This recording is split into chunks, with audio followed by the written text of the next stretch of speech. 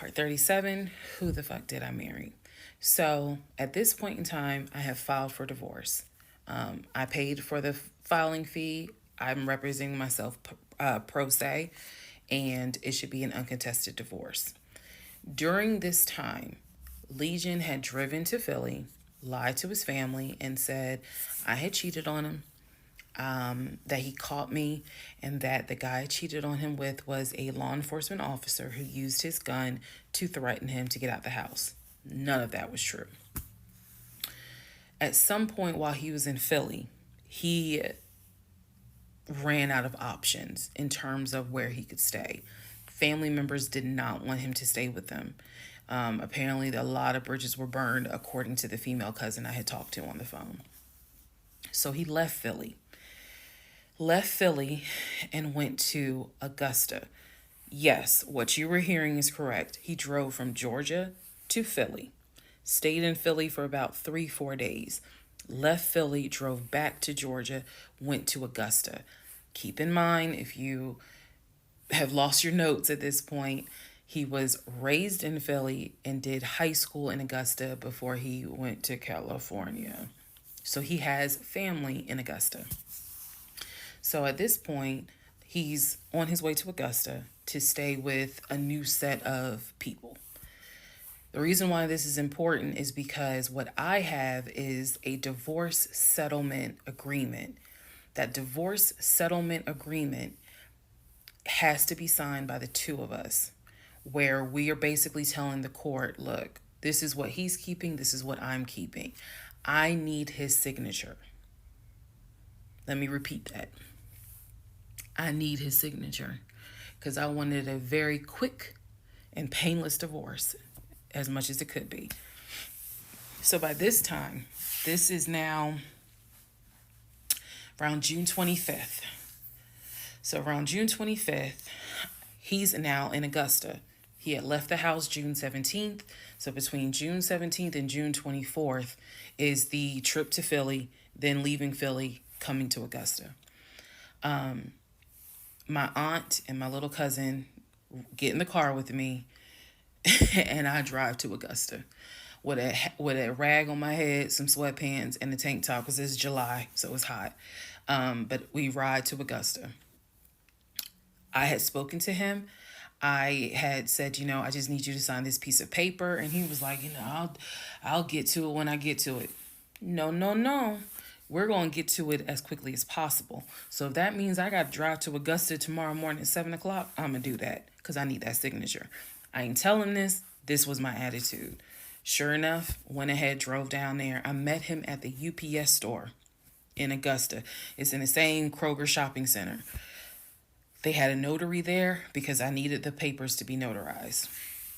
So he pulls up. It's only been a week since I last saw him. It has been months since my aunt saw him. Okay? She had no idea of the condition that he was in. Again, I'm telling y'all, when I met him, when he met my family, he was like a size 3X. In just a short span of time for a week, he easily could have been in an extra large, maybe even a large, but was wearing 3X clothes. So he has told me this whole time, he didn't know I had spoken to his family. Okay, probably need to put that in there. He did not know I had spoken to his cousin. So he was telling me that he had a place to stay. He was staying with some family members, and everything was cool. He told me he was going back to Augusta because he had a job. That's what he told me.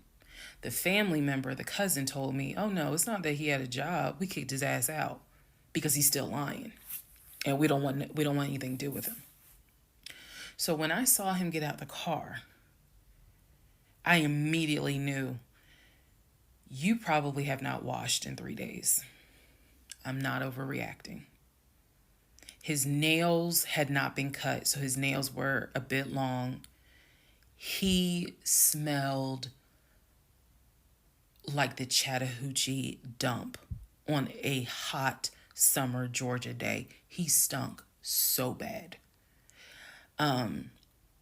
And for a moment, I did not recognize the man that I was legally married to. I did not recognize him. He almost looked, what's the word? Emaciated. If I may be saying, I may be mispronouncing it, but the way someone looks when they have lost so much weight and it's almost like your skin and bones. He looked, obviously he looked homeless. He smelled homeless. And my heart just kind of broke. It kind of did. I'll be honest, it kind of broke. It did not break enough for me to not get that signature though. So when he walked into the UPS store, you clearly could see that some of the people were like, let me get away from him. Me, I just was like, okay, so I just need you to sign right here, and I just need you to sign right there. Okay, and then a woman named Lauren came over and notarized the papers. And then we were done because he signed the divorce agreement. He didn't even read it. He didn't even read it. Reason why I'm pointing that out is because he didn't read the part where what's left in the house now belongs to me. Where he took technically what he was going to take. Everything else in that home belongs to me. Remember, I told y'all he had left all his Invicta watches. He had left all his WWE championship belts, his Jordans, a lot of his clothes, his Cole Haans. He had left all that stuff. He never even read the divorce agreement. So he signed it. I signed it. Lauren notarized it.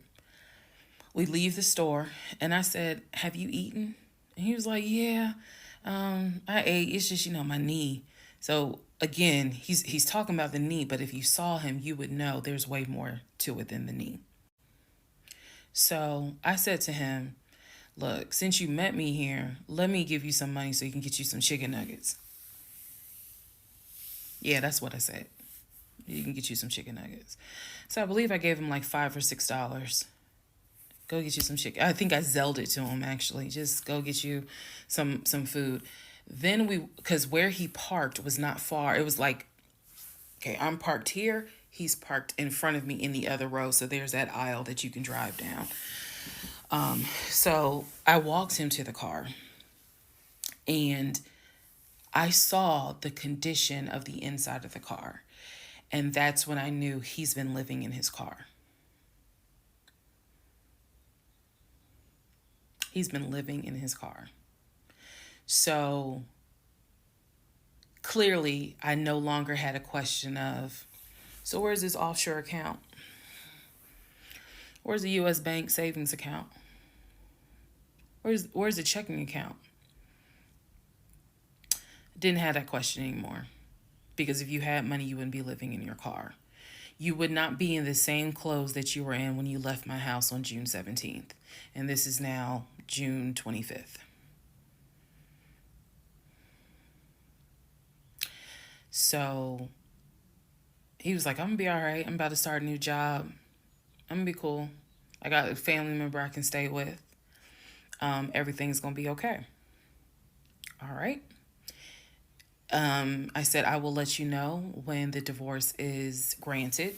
I said, "I will send you a copy of the divorce decree." And he was like, "Okay." He said, "Well, how long you think that's going to take?" I said, "I'm not sure." I thought I had to wait 30 days before I could file the divorce agreement settlement form, and then the judge would grant it in 30 days.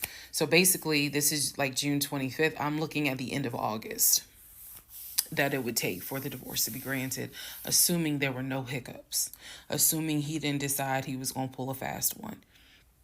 So I told him, I was like, I'm going to file this, and then once we get the divorce decree, I'll send you a copy. He said, okay. He got in his car. I got in my car. I drove all the way back home, and he went to wherever he went. Next part is the next series of lies that I was faced with.